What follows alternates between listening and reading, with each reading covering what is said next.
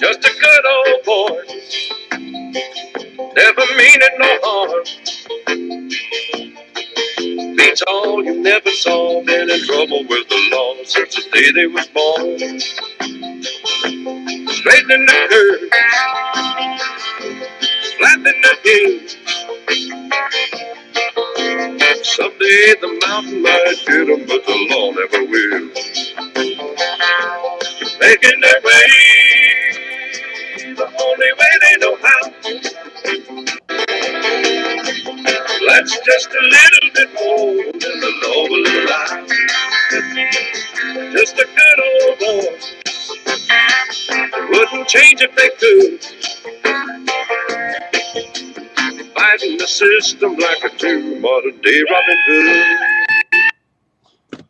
Rocken Larry Locken here on the Palladian Light Grid Project. Hey, good afternoon, good Saturday afternoon to you. I hope everybody out there is having a good weekend in the cosmos. I'm here today with my best friend, Scott Sullens, and we kind of had this idea. We're going to go ahead and talk a little bit about our life growing up together here in a small city in America, some of the things we experienced, seen, and whatnot. And we're going to take it from the top, starting out when we had first met in the early 1980s, late 1979. Scott, hey man, how's it going, brother? Pretty good. How are you? I'm doing really good, dude. Doing good. So when we talk about when we met, I remember meeting you at my grandparents' house because your parents were renting a place from my grandparents for a while before they moved Right. over onto the next lot and bought their Right. own property. But when you think back to 1979, 1980 when we met and all the shit we've seen in our lives, I mean, it's just been amazing. You know what I mean? What are some of the things that come to your mind first of all? Oh shit. Uh, oh man. When I first met you, it was like all of a sudden, you'd moved down here, and all of a sudden there's this kid, he's got a chew in his mouth, and you're flying colors and shit, and we were barely even old enough to. I mean, shit, we weren't even in the second grade. I don't think. No. I don't know We how weren't many, even in grade school yet the first time when we met, man. but It's just, and the things that we went on to do, like the Blood Brothers ceremony, that was kind of crazy at 8 years old on the whim of a. right, yeah, yeah. Where you, what would when we cut our fingers And did that ceremony, rubbed yeah, our blood together. So that was amazing. And I just always felt like I had this connection with you, man, like a Han Solo, Luke Skywalker type thing. And people, right, unless you've had a friend like that, you really can't understand what it's like. It's like a brother. It's like really a soul brother. And I know everybody's got a best friend growing up, but it's really, I felt like it was a deeper connection. And when we were talking back about this on the pre-show, some of the shit we'd went through, like, I mean, you talk about, why don't you talk? I'd like for you to tell everybody a little bit about what it was like losing. It's something. Would you share with us a little bit about losing your sister at a young age and what transpired after that? Because I know that after all well, that went down, I heard from my grandparents what you'd pulled, but I want you to let the audience know the shit that happened with all that. well. My sister had leukemia, and growing up, growing up, we were always in and out of hospitals and stuff like that. And but when I went to the hospital, it was always playtime for me because I just go to the little playroom and play with toys and stuff. So I was really young. And I didn't really exactly know exactly what was going on. Besides sister's sick or whatever. But um, so when she did eventually die, she it was an open casket, and I had already seen her. I had already seen her.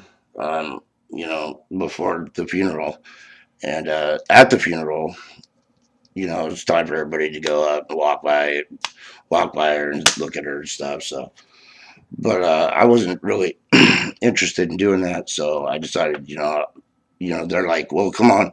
I'm like, no, and Dad's like, well, do what you're fucking told. Don't make a scene, Right. And well, sorry, but I'm not gonna do it, right? So I started squirming and shit, and started, but before I made too much of a scene, I snuck the keys out of my mom's purse, to the car, and it was almost like I already had a game plan. Like I knew what I was going to do because I knew what was going to happen. And you were 4 years old, keep in mind, Yeah, people. I was 4 years old, and I never drove a car, but I'd watch them drive. So I couldn't even really reach the pedals and shit. But so, anyways, I was like, no, I'm not gonna, I wasn't gonna walk back through the line and shit. So, anyways, I ran. I ran with the keys, and I made it to the car, and I got it started, and I wrecked it into the car in front of us, and they were still running after me, and so I ran across the street. I hid from everybody in the bushes. They had the SWAT team out and all these fucking cops and everybody looking for me and shit. Yeah, all Helicopters. fucking night. And I hid from pretty much till late that night. And for some reason I wasn't in trouble, but I didn't really give a fuck. I told them I didn't care if I was or not. But anyways, that was pretty much, I don't know, Well, my breaking point to where that was when I sort of just took life by the horns and just made my own. It was me that was in control. it also set you off on this. Now I knew, and we were talking about it the other day. I know now where my grandparents got that idea of your reputation. I mean, this was some shit that you did at 4 years old, being a hurt little boy and doing that. And because you did that, I think it also in the neighborhood it tainted you a little bit for the rest of your life and getting being a bad boy. Which I Well, was no angel myself, but dude, I want to ask you one thing about your sister, if you wouldn't mind. Can you still, in your mind at all, visualize her voice? oh yeah, yeah. We were Okay, we were good. We talked a lot. Yeah, yeah. We were. Yeah. Oh okay. yeah, I remember my sister, and the thing about it is I wasn't really told what the hell was going on until now. And I don't blame my parents for not. I mean, I was so young. I mean, so Yeah, I probably knew it's more all before good. you did hearing my It's all good. grandparents talk about it, but yeah, It's all good and everything. it's all It's good. it's it was just that's like the turning point to where I just decided that, well, fuck you guys. I'll do what I want when I want, and that was that. I mean, It seemed to be a crazy few years like that because it wasn't a few years later I lost, a man that I considered just as equal as my father, my stepdad. Him and my mom had went out and bought a brand new motorcycle that day. yeah, Richard. And yep, Richard in January of '85. And that same night he went out driving and never came back home until the state police showed up. And yeah, he basically spent the rest of his life out in a coma after Yeah, that. And he. it was just crazy. If he would have been wearing a helmet, bro, he wouldn't have. He would have only had a broken arm and a broken shoulder blade, Yeah, yeah. possibly. But what are some of your remembrances about him when we were Oh, younger? dude, he was really cool. I mean, he was. I mean, he it stole. I remember he stole a Pepsi machine from somewhere, and he brought it home, and he taught us how to break into it Oh and yeah, shit. And that was incredible. or somebody gave it to him, or somehow he ended up with a pop machine, and well, he was teaching us kids, how to break into them and all this Well, what shit. So about that night that somebody stole my uncle's four wheeler while he was at work, and Richard and you and I were in the car and chasing after those dudes up the street? Wasn't that a wild night? And that just dude, ties into some of the neighborhood man, people we grew up around there. the I mean, shit that went down in our neighborhood, the shit I seen, was just I was exposed to so much at such a young age. It's just and I think for everybody out there, I think I'd like to touch on real quick some of the characters, other people we knew on that neighborhood. You know what I mean? We had a guy by the name that lived across the street from me and diagonally up the street from Scotty across the street, by the name of Pete. We knew his two sons, and we were friends with them. They were a couple years older than us. But this guy Pete was, I wouldn't you say by today's standards, he probably would have been reported to CPS for some of the shit Oh that he did. fuck, man! This guy was shooting guns through his roof. He worked for the beer company. He drove truck. Coors Yeah, he Brewing drove truck for the beer company. But he would come home and he'd drink a fifth of, probably a half a gallon of whiskey plus a every night. case of beer. So he Yeah. was drunk the whole damn time. I mean, Hmm. but you This know, is the guy that watching the John Wayne movie that got all excited with it and he during hated his stepkids. oh, he hated him. He treated them like dirt. I mean, literally. I mean, it was just This guy gave him $1 allowance a month and thought that he was being a really special dad because of that. I'll tell you, just a story real quick. And Scotty didn't happen to be there that day, but he knows all the characters involved. We were playing baseball out in their yard, and a friend of ours, Eden, was playing catcher, and this big kid, big, huge, strong kid in our neighborhood, Sean Matthews, was up to bat. No big deal, up to bat. So he swung the bat, and it reached back and it tagged Eden in the head. It laid Eden out like for a couple minutes. Here comes Pete running out there. The first thing on Pete's mind, it wasn't whether Eden was okay or not. It was, God damn it, his parents could sue me for everything that I got. What's wrong with that kid? He needs to sign a waiver the next time that long-haired California hippie kid shows back up over here, because Eden had just moved up from L.A. And it was just and I'm thinking to myself, dude, in 1986, come on, his parents were going to sue you. This is just crazy shit. Pete would be confrontational. For instance, a police officer came by one day looking to see if anybody had saw a little girl's tricycle, and Pete accused every cop in the town of being on the take, and that this guy was on the take. And see, Pete would get drunk and bring his guns out, and sometimes he'd get up on the roof sometimes, and we're just lucky that shit never escalated, man. But that's just one of the characters, good old Pete, that we had in our neighborhood. I mean, wasn't it crazy? Oh yeah, what about the folks off the street, dude? Oh, endless. Like they had, Evil. oh yeah, yeah, just crazy shit. I mean, but yeah, I don't know. Some of this shit was really bad that I seen. I seen a lot of animal cruelty.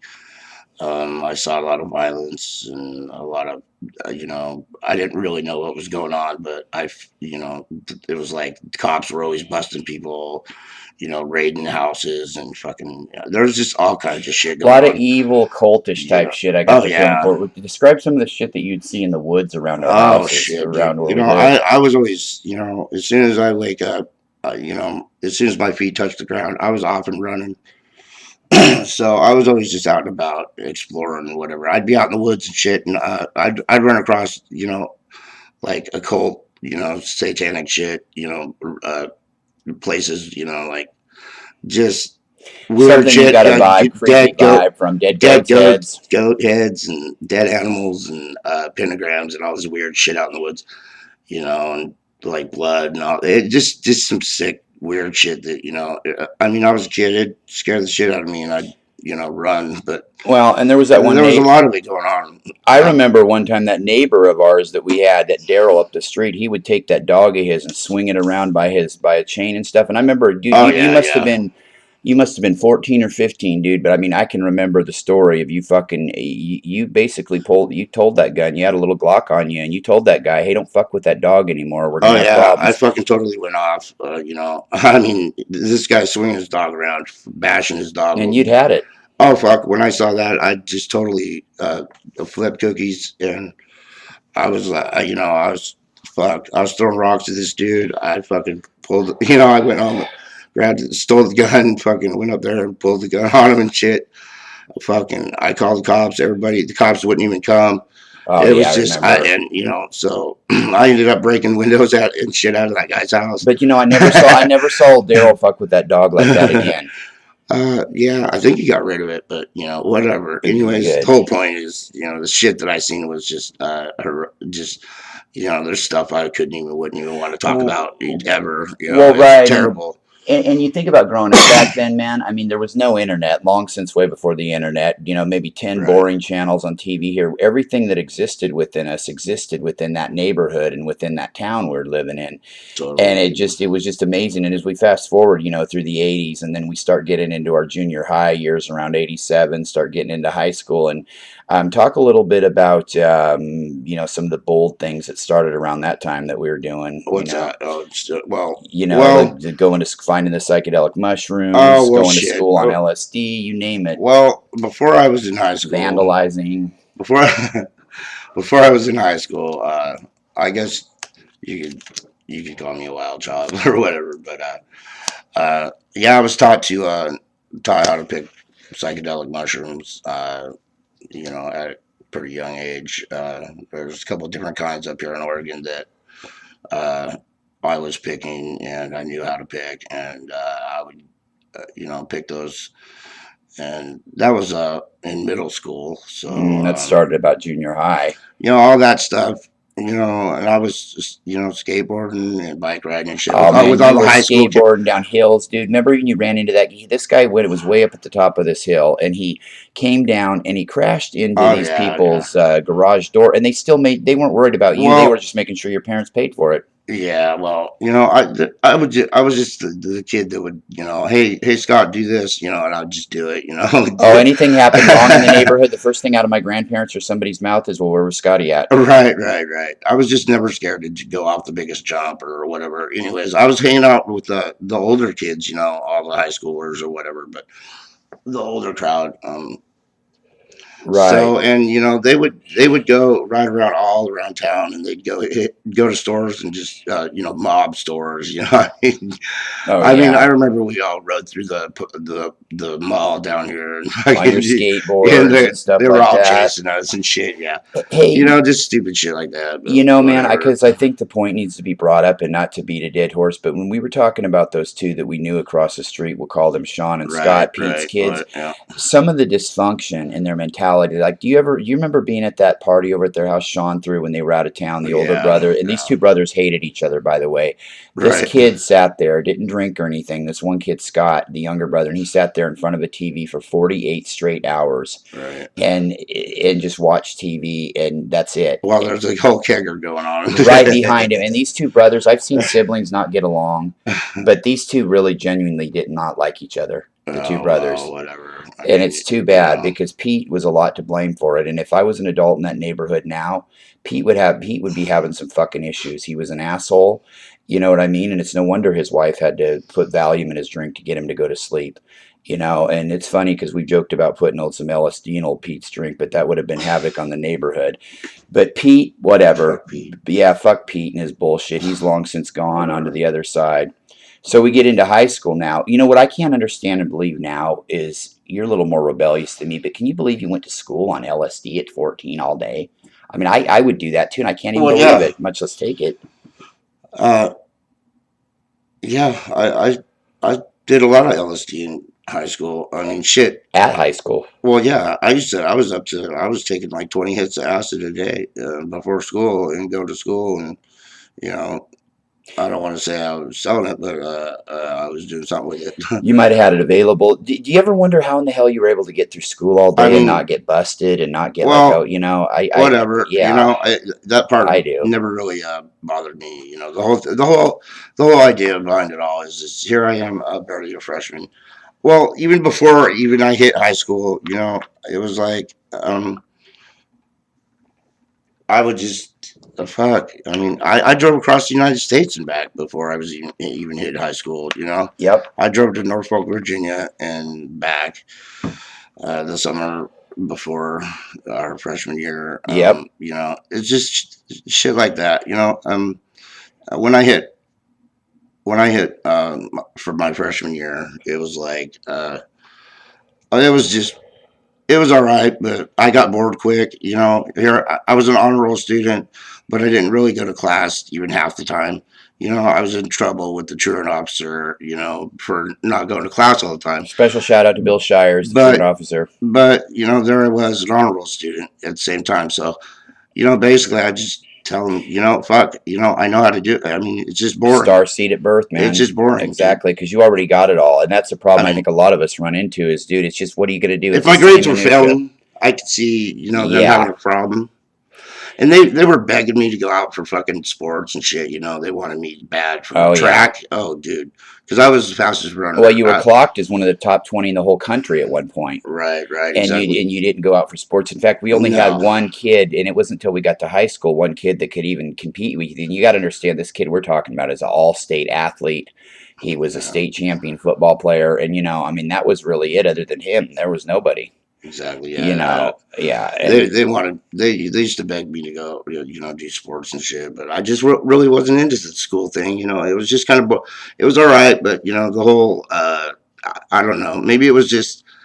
I'd see all the all the jocks and stuff all walking around school thinking they're the cool hot and shit, shit. Yeah, and I mean in PE it was like, dude, I out wrestled you. I mean, dude, Well, yeah, these kids, they all became great customers years later on too. In another realm, a lot of these athletes of ours. well, everybody was my friend. Yeah, yeah, exactly. I, you So know, the thing is, and we get it. We talked about all these dark periods that we had, like with your sister, with Richard, and things, and we're coming along in the '80s here.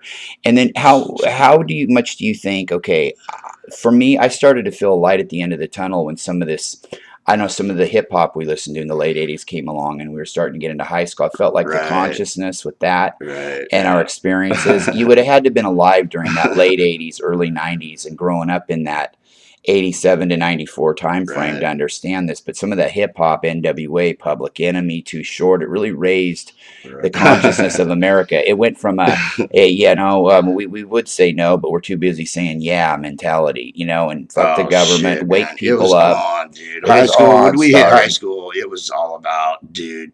Like my little pickup truck, the stereo. You could hear the stereo, the bass hitting the stereo like fucking miles and miles away. I mean, I don't even know how many tickets I got for disturbing the Or peace. And curbs you run into. oh I yeah, remember having to walk home from school one day because you ran into a curb. That was nice. oh yeah. We'd sit there and powder break and shit during lunch and Well, in dude. the high school when we went It to is pretty there, crazy. It was on, man. I mean, shit was wild, there was no cigarette policy until the year after we graduated. We had a smoking section. Anybody in Oregon could smoke at 12 back then.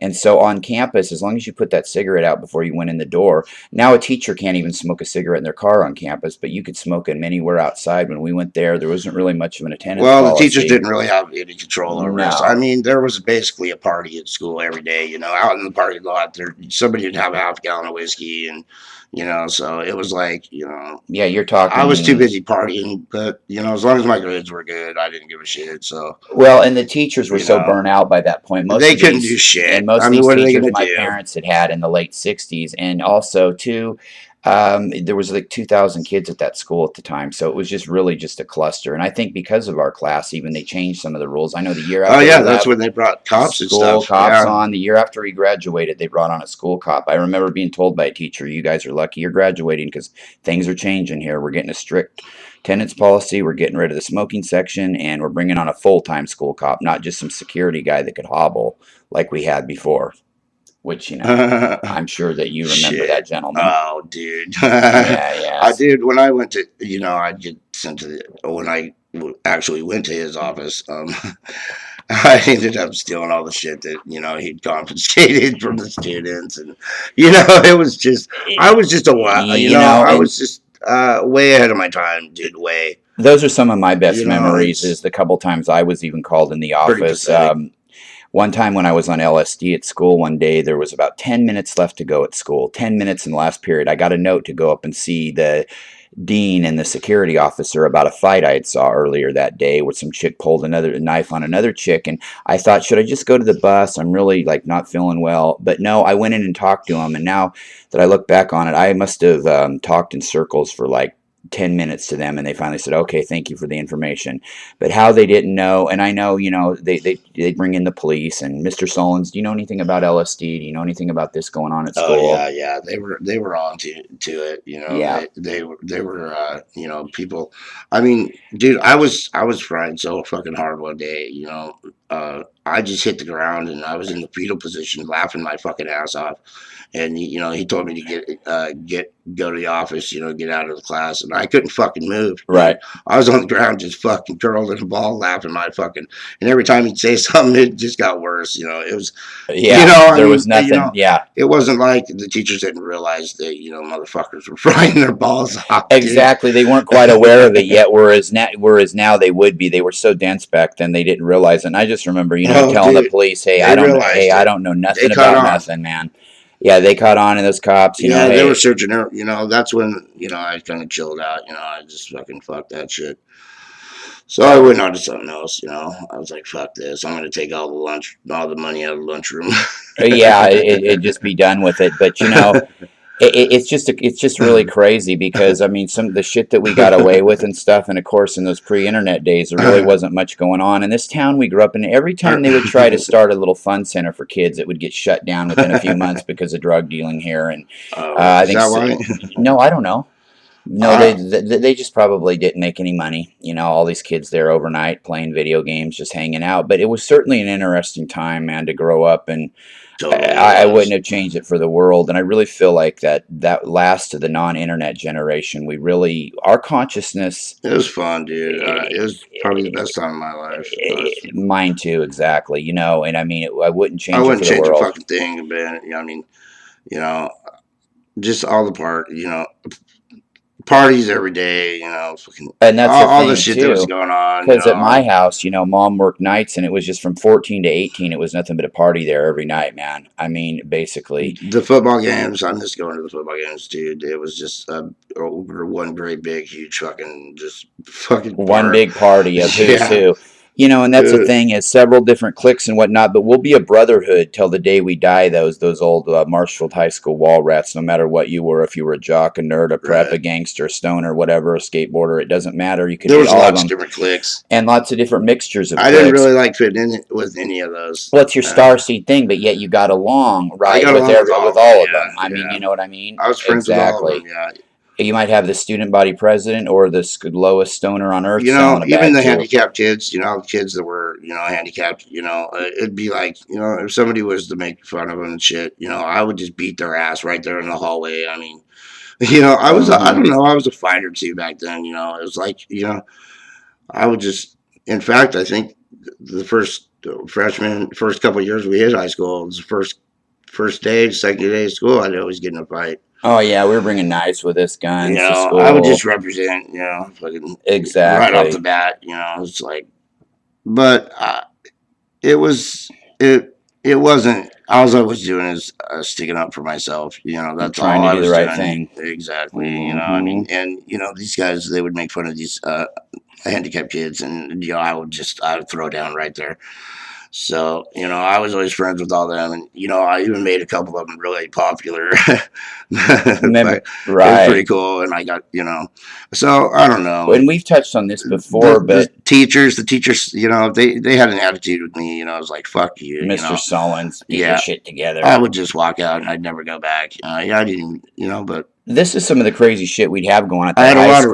respect from a lot of this, You did. even the dean of students, man, he loved me. He's Mr. like, Hughes, former Green Beret, he was an awesome man. fucking A. The guy was a rock. And you know what? I want to go back a little bit. We had mentioned the kid that got laid out in Pete's yard, Eden. You know, we'd have such characters in high school that you might be sitting in a quiet classroom one day, and all of a sudden you'll hear somebody out in the hallway yell, "Placenta" or "Marshfield sucks cow balls" really, really loud. And that's the Oh, kind of man. crazy shit Eden would do. But I also want to talk about, and we've mentioned it before on other shows, that LSD experience we had where we would have died laughing had we not gotten out of the same room. Oh, shit, My dude. side caved in, your side was caving Dude, in, water I out of our almost eyes. couldn't breathe. Yeah, we were laughing, peaking on That LSD, was pretty and what happened was we started good. laughing so hard and we couldn't stop looking at each other and laughing. And this went on for 20 minutes to where we couldn't breathe. We were doubled over, huffing and puffing. And I finally got a clear moment. I said, "Look, dude, go in the separate room. We're going to have to separate for about 10 or 20 minutes. Oh, yeah. If we would have been locked in the elevator, we would have died. Oh, yeah, yeah, for We'd sure. have been dead laughing. There's no bullshit about that. We would My have ribs died." hurt. I laughed so fucking hard. My ribs were sore for like a week, dude, at Mine least. too. And my eyes were so My dry. jaw right here, dude. Oh, fuck, dude. Oh, that Oh, dude. click. My Oh, jaw was fucking sore for fucking days, dude.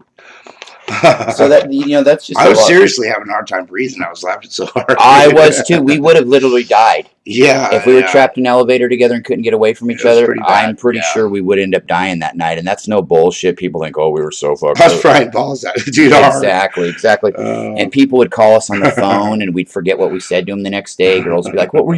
You guys were so mean last night." And I didn't even remember talking to them, you know. And I think one time I was tripping out bad. I had a bottle of whiskey and was going to throw it through the window, and Scotty was like, "What are you doing, man? What are you doing?" dude, you were tripping hard that night, fuck, dude. I was like, dude, Larry, chill, fuck, dude. You were Yeah. like fucking tripping, dude. Dude, you were. And you know, I'll tell you, when we were tripping was the only times at night that, even though probably to this day I still wasn't scared walking down that road by myself at dark. Oh, dude, yeah. There was some creepy vibes Dude, our there. neighborhood was so fucking weird. I Hmm. mean, the motherfuckers were weird and bad people. They were just. And people that would come stay with us would get that vibe too. I remember a gentleman by the name Our of neighborhood actually. was kind of creepy. It dude. was, you know, even We if lived in the woods on a gravel road, sort of. It was just, really there was creepy. a pond. It looked like a Bigfoot pond, It's like, it Well, was really dark and shit, and just the vibes were really fucking weird. and anybody said that. My parent or my mom and uncles grew up on that road too. Said the same thing growing up, and a couple of friends of ours too that are Everybody like, that are went by there. well, even like Jay and Kavika. You're talking to Everybody, several man, degree they all black belts. say there's weird vibes there. You know, they would even be this guy Kavika. We would knew nothing scared this motherfucker. He'd rip your throat out and show it to you. But he even was like, "Man, I don't like walking on that road at night, dude." Yeah. And he's like, that is really scary. Nothing bothered this kid. So that's just kind of the creepy. You always felt like maybe somebody was watching you in the bushes, but not even that it was somebody, like it was some evil. Weird. Yeah. There must have been some ancient fucking war that went down there or some shit. I don't know. Exactly. Man. Well, that's my thoughts on it. It's always been. Some shit went down there. I don't know. Something we can't quite put our finger on. You know what I mean? But yet, once we hear it, we'll know someday. I mean, that's pretty crazy. And then we get into the 90s out of high school and just start doing our own thing. But growing up in that time, it's like everything happened within that time. And it was amazing, man. You know, you living life and no internet. Boy, we're lucky we didn't have the internet then. There would be some shit started. Oh, fuck, dude. If we would have had cell phones and shit back then. Filming, I wish we had some of those. Some of those. It would have been on, dude, on. I mean, shit. Like high school. I remember I talked to girls in doing the underground news flyer, Yes. And, it was like. I remember that. They would do a couple page cartoon, little news flyer, and they over the weekend, and they'd drop it, they'd bring it to school, and it'd be all over the place. I forgot about that, and I remember I didn't believe you for a couple times when you told me that it was you doing it. You're like, oh yeah, that's me. Well, no, the girls did it. They would. But you were behind it. I was behind. Yeah, I was sort of a natural leader. I had a lot of friends that were, I'd have a lot of people doing a lot of shit, but the girls, they would do this and they put it together and they'd talk shit about some of the teachers or some of the shit that went down. They'd make a joke out of it. Oh yeah, I remember bringing it up to you and going, "You see some guys doing this around town?" And then you looked at me and laughed. Finally, laughed, and you're like, then it caught on. It was like, "Is that you? Is that you behind that?" And you were behind that. I even told them, "Hey, make a skip day, during the freshman skip day. Yeah, nobody goes to class. Everybody just doesn't go to school. Oh, and fucking nobody would go to school, dude. No, they wouldn't. And two things that we'd be remiss not to cover. Two quick things. One, and these were both. One was 7th grade. One was 8th grade. The bus strike, where our school district voted down busing, so there was no busing for a whole year. And a couple of kids in our class. Shit, that was middle school. That was 7th grade when we organized that bus walkout for 3 days. Yeah. And Scotty's in the paper. School. I had talked the whole damn school into leaving school and going out in the middle of the highway and fucking saying, "No more, we want buses." Exactly. And you were even quoted in the newspaper. Young student Scott Sullens, 7th grader Scott Sullens says, "These teachers don't care about us anyway. They don't care. The school district doesn't care anything about us." Right. You said something like that. And I'd love to go to the library one day and see that because they've got all the old archives. But so we had that. But flash forward a year later, and that morning, 4 days into our 8th grade year, where our school burnt down. And you were also in the newspaper that day. That was one of our neighbors that burned the school down. Was, yes. Yeah. Anyways, oh shit, dude. You were staying the night that night. It was a Friday night. Mom woke us up. I'm like, fuck, there's school ain't on fire. Whatever, fuck you. Fuck. She dragged us out of bed, make us go up there. And I remember, dude, that school was going up like an atom bomb in flames. As we the corner. Oh, dude. And the newspaper coming up and asking us. It was so crazy. Mom had got back from whatever she was doing late night. And she woke us up. Yeah, I remember. Your school's on fire. And fucking, it sure in the hell was. We went up and seen it and watched it burn. And that was a weird morning because I know you and I were just sitting there bullshitting at one point, and you were like fucking. You just said to me, joking, you said, "Oh fuck, I left $20 in my locker. I'll never do that again." And that reporter heard you and came over and said, "What, young man, is this true? Did you have $20 in your locker?" And you were on the spot, and you're like, "Yeah, I did." So I left all kinds of shit in there. Turns out his parents got reimbursed because what happened was we all had to fill out a sheet of what we had in our locker. You know, I was stupid. I just put like $10 worth of trapper keepers and shit like that. Scotty's parents actually got reimbursed for not only that, but that $20 that he said he still had in his locker. Yeah. And I remember our favorite teacher of all time. In fact, a man just retired. This man came up to us. He was about 6'4" at the time. He had his little daughter holding him up, and he had only been to bed 20 minutes, Mr. Lillabo. He was so drunk, and he's like, I see you kids smiling under your breath. You're going to get some time off from school. Yeah. And you know it. These were just amazing things. So then basically our middle school, we had to go directly from there right to the high school. Yep. So it was like, all right, motherfuckers, let's do this. Exactly. It was just fucking crazy, man. Yeah. And I think it's really weird. I got kicked out of most all the middle schools anyways, and but I didn't care. I mean, when I hit Marshfield, it was like I was everybody's friend then because I knew everybody from all the other schools. Well, yeah, because you had to that last quarter of your 8th grade year, you got kicked. You had to go over to the other side for it. Yeah. So by the time we got there, it united all the thugs together in oneness. And it was just really fucking crazy. And it's funny because that school that burnt down, my mom's 8th grade year in the late 60s, it had burned down once before. But this thing was just crazy. They couldn't get the fire put out. They had a motorhome in the way. It was a really wild morning to actually get to witness all that. So all the things that we saw, when you think about it, man, it was crazy. And it was the same fall that big earthquake happened in Frisco. Yeah, it was just amazing. Our 8th grade year really was the turning point once we got over there to Marshfield to set it forward. Oh yeah, big time. For high school. Oh, yeah, and I just had to touch on those 2 points too. The buses, the 3-day bus strike, dude. I mean, with we had picket signs. Fuck. Oh yeah, crazy. Yeah. It was pretty wild. Life, man. Growing up where we did, Yeah. In the era we did. It's pretty fucking wild. And remember that you even loaned this girlfriend of yours one time your truck, and she wrecked the son of a bitch, your lowrider. Oh yeah, fuck, dude. I had went through shit in high school. I must have went through 15 cars. Yeah, what you didn't get rid of was left up in the woods mysteriously, ran into a tree somewhere. Yeah. There's probably still parts up there. There's probably still parts of your cars up in those woods 20 years later. Yeah, I used to take cars up there and trash them and shit out in the woods all the time. The cops, they would always, is this your fucking car and shit? Oh, no. And I'd say, no, but I'll help you get it out of there. Oh, that was funny. That was a funny story. I remember that one where, you're like, no, but the cops could never pin it on me because I always talked my way out of it. Of course, you went up there to go help that cop, and by the time he was getting up there, you already coming back with the done son of a bitch toad. And he's like, huh? How'd you know where it was? And you're just like, well, fuck, you said up there, so I just figured it was up there. Which is up there is a huge fucking area of woods. I mean, a city's worth of woods up there. Yeah. So, I mean, that was kind of a little, if that cop had been on the ball a little bit more. But regardless, they couldn't pin it on you. I got away with everything I did. I never did get in trouble. I mean, but even shit you didn't do, you were suspected of. Dude, I mean, well, of course. I mean, dude. When I was young, I used to book cars. I used to take a bus. I used to take a bus ticket to, I won't say where, but, out of town, and I'd steal cars and bring it back to the chop shop and shit. I'd get $500 a pop, and I was doing this, away. I was doing this early, right around before, school or high school, right. Anyways, I was doing that. I did probably, I don't know how many cars, but this one time, these guys, they weren't calling the cops and they were on me. I almost got caught by these people. And then the next thing I know, here I am running from 2 cars full of guys, and they weren't calling the cops. They were coming, they were fucking, and here I am in a town that I didn't really know where the fuck I was. And, these guys, somehow I got away, dude. And that was the last time I did that. But that was hairy. I'm telling you, I was just a ballsy little son of a bitch, I mean.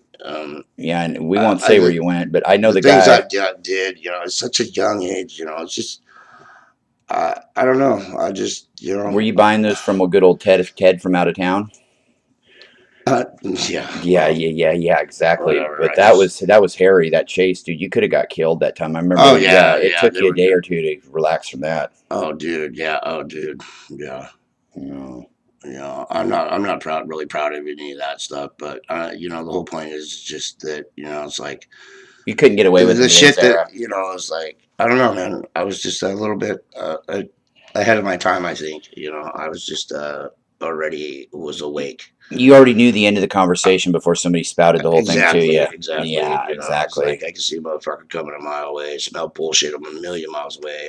I talk to people. Yeah, I mean, it was just like the country fair, man. I was going to the country fair, the hippie, you know. In Eugene, yes, we're Yeah. all very I was well. going to that when it was called the Renaissance before it was even the country fair.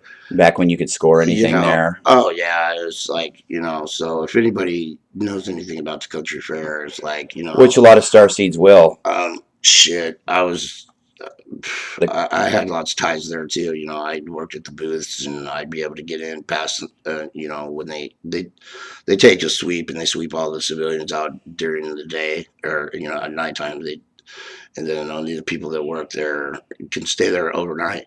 And yeah. that's when all the real shit and all the cool shit happens. But, you know, They even started to dummy that down a little bit years later. They brought narcs there so full time. I knew how to, yeah. So Exactly. what? They didn't. They were a little outnumbered there, but Yeah, but I think because of that, they really stringent it. But people will know this because a lot of great people like Terrence McKenna, Dr. Bruce Lipton have talked about Eugene's Country Fair. It really is shit. epic, legendary. Totally, dude, totally. Epic. Oh yeah, there's thousands of people that go there from all over the country. Yeah, Just go there to unite and oneness and have fun. yeah, They're not there to show themselves off. Oh, So a lot dude. more celebrities than we know probably go to it because they're just there to have a shit good time tons, and shit bond. tons. Yeah. Yeah, they're not about there to get their name out. Exactly, and so Yeah, exactly, it was our own little San Francisco, and you know, most of the LSD came out of Eugene from back there. The sheets that we got from Eugene here down in Coos Bay, and it was just amazing, man. And there's shit, everything there, dude. You know, anything you could imagine is there. I mean, and I just can't help but to wonder how much harder it would have been had it been 5 years later for us, like with the advent of more fucking surveillance. you know, things wouldn't have been the same. Mm-hmm. You know, the things that went on as in my childhood, you know, they've kind of tightened things up. You know, I mean, because of you, you'd almost say it was like right. Well, yeah, the shit that was. I mean, you know, you wouldn't be able to get away with. I mean, you wouldn't be able to even do the shit that was. You know, right, and it was right at that time. I mean, it wasn't even. It was like right instantly. Right. It was like. It changed. You didn't. When you went to school, there wasn't, you know, a party out in the parking lot anymore. No, we kind of ruined it for the shit kids like that. Us. I mean, you know, things just like that weren't happening. No.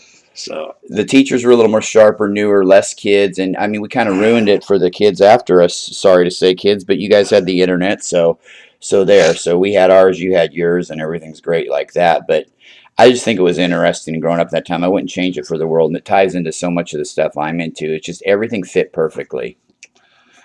Yeah, pretty much, man. It was quite the ride.